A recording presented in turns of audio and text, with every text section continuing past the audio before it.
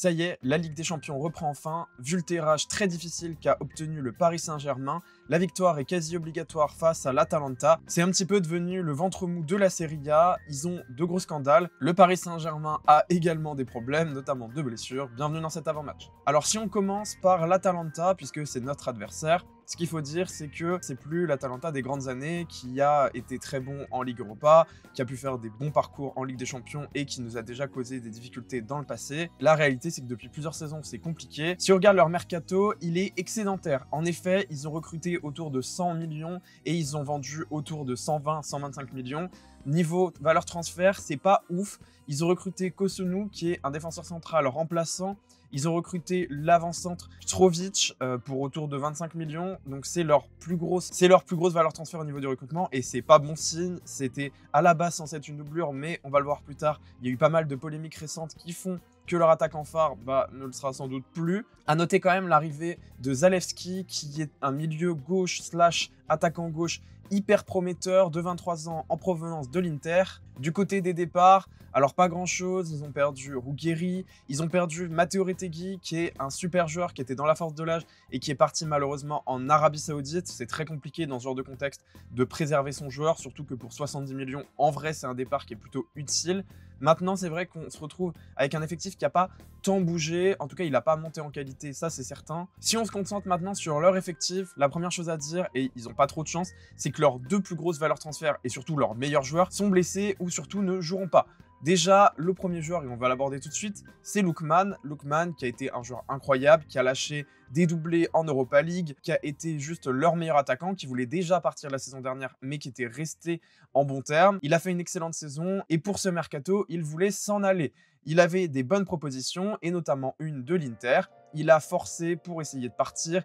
Il a quand même justifié en disant qu'il avait toujours été loyal envers le club de l'Atalanta, et ça aurait été bien de lui rendre l'appareil. C'est simple, l'Atalanta ne l'a pas fait. Parmi les objectifs, c'était de ne pas renforcer un concurrent comme l'Inter, qui d'ailleurs fait une très mauvaise saison finalement. Et donc, c'est le clash. Depuis que le mercato est fermé, Lookman, il n'est pas plus parti.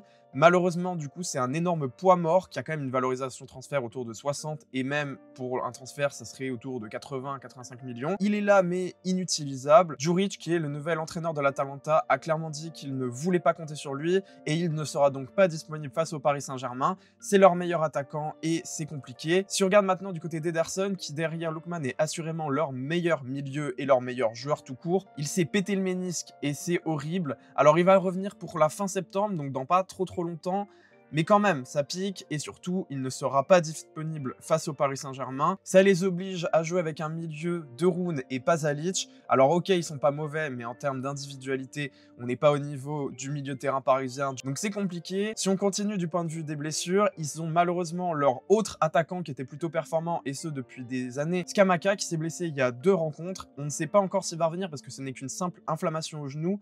Mais tout de même, il y a des risques qu'il ne soit pas à 100% s'il revient. Donc il y a leur recrue qui était censée être une doublure qui va peut-être finir par jouer titulaire, mais c'est sûr que c'est largement en deçà des attentes. Quand on regarde les individualités globales, il n'y a pas des masses de joueurs qui sont hyper performants. Alors en défense, il y a Scalvini qui est un super joueur, qui est plutôt jeune et qui a de quoi répondre aux défis du Paris Saint-Germain. Il y a De Ketelaere qui est vraiment excellent et de toute façon, c'est un joueur qui était très bon déjà à l'époque où il jouait au Milan. Et Zalewski qui est une bonne recrue et qui est vraiment une bonne pépite. Malheureusement, c'est quand même compliqué. Si on regarde même d'un point de vue collectif, alors il joue dans un format avec généralement 3 défenseurs, 4 milieux de terrain, 2 qui sont des semi-pistons mais plutôt à portée offensive et une pointe haute. Donc leur dernier match, ils l'ont quand même très bien géré. Ils ont gagné 4-1 face à Lecce. Bravo, ils ont marqué donc un doublé de Ketelaere, Scalvini et Zalewski. Mais au global, il y a quand même de quoi être inquiet. Maintenant, si on se concentre sur le Paris Saint-Germain, bon déjà on va le dire tout de suite et j'en ai abordé dans 8 milliards de vidéos, mais il y a Doué et Dembélé qui sont blessés. Le dernier match on était hyper inquiets parce qu'avec Kvaratskhelia, Lee Kang-in et Beraldo qui se sont blessés. Bon finalement plus de peur que de mal pour Beraldo, il n'a pas une entorse trop grave, les ligaments ne sont pas touchés donc il pourra revenir rapidement. Kvaratskhelia c'était un coup au mollet, mais il semblerait qu'il puisse être disponible pour le match face à l'Atalanta, donc finalement rien de très grave. Et Kang-in Lee on n'a pas encore trop de news, mais il semblerait qu'il puisse quand même revenir relativement rapidement. On n'a pas non plus de date de retour donc j'attends de voir, mais c'est vrai que plus de peur que de mal. Donc d'un côté, c'est assez difficile parce qu'on a quand même des grosses absences. On a le futur Ballon d'Or et on a aussi le meilleur jeune joueur de l'UEFA. Mais quand on regarde notre effectif qui va pouvoir être aligné, déjà on a notre gardien titulaire qui fait de super prestations depuis qu'il est arrivé, très bon au jeu long.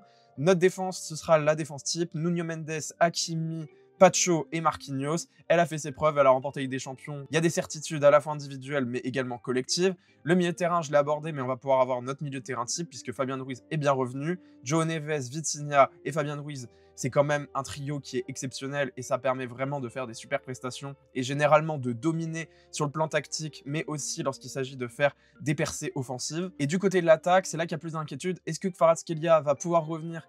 Ça, je ne sais pas. Il est annoncé potentiellement de retour, donc on va l'imaginer titulaire. Donc on aurait Kvaratskhelia à droite. Barcola, il vient de lâcher un doublé, et puis globalement, depuis le début de saison, il est juste brillant. Donc ça fait plaisir de le revoir en forme, et il arrive au meilleur moment. Donc Kvaratskhelia et Barcola, je vais pas vous mentir que je suis pas hyper inquiet. En buteur, on a Gonzalo Ramos. Lui, par contre, j'ai plus d'inquiétude, parce que c'est vrai qu'il est vraiment pas Lucho compatible, et ça se sent à chaque fois qu'il joue. Il est bon de la tête, on fait très peu de tête.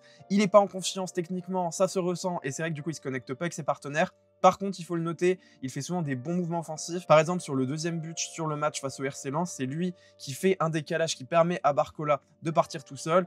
Il aspire les adversaires et c'est vrai que c'est quelque chose qu'il fait régulièrement. Donc Gonzalo Ramos, je suis pas non plus hyper inquiet face à l'Atalanta. Je le serais beaucoup plus contre le Barça, mais je pense que ça peut largement suffire parce qu'à part Scalvini, finalement, du côté de l'Atalanta, on n'a pas les meilleurs défenseurs. Et Karneski, du côté du gardien, c'est pas mauvais, mais on est loin des cadors. Donc je vais pas tergiverser beaucoup plus. Du côté des pronostics, je vois le Paris Saint-Germain l'emporter. De toute façon, c'est simple, vu le parcours, il va falloir gagner, au minimum avec 2 buts d'écart. On a eu tendance à dire que la coupure au début de saison a été longue et très préjudiciable. La réalité, c'est que ce sera plutôt préjudiciable en fin de saison. Là, le Paris Saint-Germain est frais, ça se ressent peut-être pas parce qu'il y a eu une tonne de blessures, mais globalement, les joueurs qui sont alignés, en général, ils ont de l'endurance et ils sont performants. Donc je vois le Paris Saint-Germain faire une belle prestation et de toute façon, si on le fait pas, on va se mettre en grosse difficulté parce que derrière, ça va saigner. On a à la fois les qualités, on a le potentiel, on a l'entraîneur qui nous fait jouer de la meilleure des manières et l'Atalanta n'est que 7ème, ils sont pas dans la forme de leur vie, même s'ils viennent de finir sur un 4-1. On va voir, mais j'y crois beaucoup. Merci, j'espère que vous avez apprécié cette vidéo. N'hésitez pas à la partager, à liker et à vous abonner. Salut!